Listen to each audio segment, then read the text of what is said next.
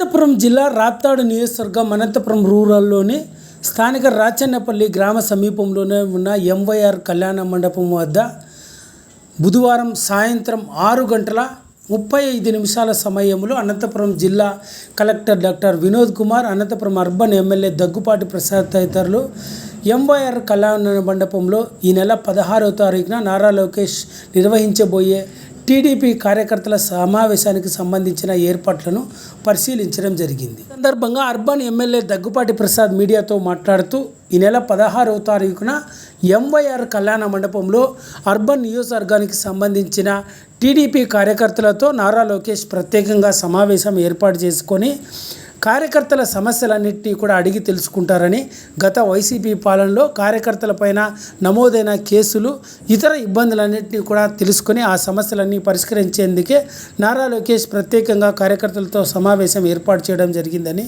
ఈ సమావేశంలో అర్బన్ నియోజకవర్గానికి సంబంధించిన టీడీపీ కార్యకర్తలంతా కూడా పాల్గొని తమ సమస్యలు మంత్రి నారా లోకేష్కి వివరించవచ్చని అనంతపురం అర్బన్ ఎమ్మెల్యే దగ్గుపాటి ప్రసాద్ మీడియాకు వివరాలను వెల్లడించడం జరిగింది.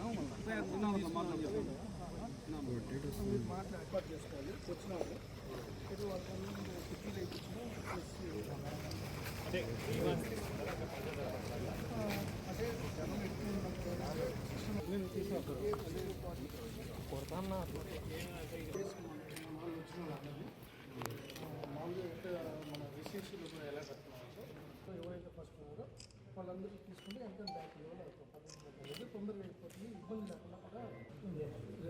లేకుండా కూడా 11 to 12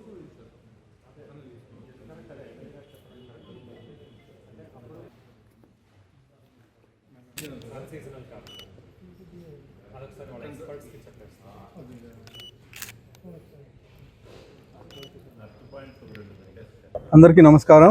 రేపటి రోజున మన యువ నాయకుడు నారా లోకేష్ గారు అనంతపురం జిల్లా పర్యటనలో భాగంగా ఇక్కడ 3 రోజులు ఉండడం జరుగుతూ ఉంది. రేపు మధ్యాహ్నం గుత్తికి 2 గంటలకు రావడం జరుగుతుంది. గుత్తిలో కార్యకర్తల సమావేశం, అలాగే గతంలో ఎవరైతే కేసులు పెట్టించుకున్నారో, అలాగే గతంలో ఎవరైతే తెలుగుదేశం పార్టీకి బాగా కష్టపడి పనిచేశారో వాళ్ళందరినీ గుర్తించి ఒక శ్వేతపత్రం కానీ మన యువ నాయకుడు నారా లోకేష్ గారు ఇవ్వబోతున్నారు రేపు. అలాగే అయిపోయిన తర్వాత ఎల్లుండి పొద్దున్నే కొన్ని మనకి ఇండస్ట్రీస్ వచ్చాయి. గుంతకల్ నియోజకవర్గంలో గుత్తిలో ఒక మెగా సోలార్ ప్రాజెక్ట్ ఒకటి వచ్చింది. దానికి భూమి పూజ చేసి అక్కడి నుంచి మన కళ్యాణదుర్గం ఎమ్మెల్యే సురేంద్రబాబు కూతురు పెళ్లికి వస్తున్నారు అనంతపురం పట్టణానికి. పెళ్లి చూసుకున్న తర్వాత ఎంవైఆర్ ఫంక్షన్ హాల్లో ఆ రోజు సాయంత్రం కార్యకర్తలతో మమేకమై గతంలో ఏవైతే ఇక్కడ కార్యకర్తలకు వాగ్దానాలు ఇచ్చారో వాళ్ళందరినీ దగ్గరుండి పిలిపించుకొని ఈ కేసులు కొట్టేయించడం కానీ, అలాగే గతంలో 5 ఏళ్లలో మన కార్యకర్తలు ఎవరైతే ఇబ్బంది పడ్డారో వాళ్ళందరినీ గుర్తించి ఇక్కడ కానీ మీటింగ్ పెట్టడం జరుగుతుందని చెప్పేసి తెలియజేస్తున్నాను. అలాగే 16 నైట్ ఇక్కడ ఎంవైఆర్ ఫంక్షన్ లోనే ఉంటారు. 17 పొద్దున్నే జేఎన్టీయూ స్నాతకోత్సవం ఉంటుంది. గవర్నర్ గారితో కలిపి మన యువ నాయకులు నారా లోకేష్ గారు అటెండ్ అవుతున్నారు. ఈ ప్రోగ్రాం తీసుకొని అక్కడి నుంచి బయలుదేరడం జరుగుతుంది.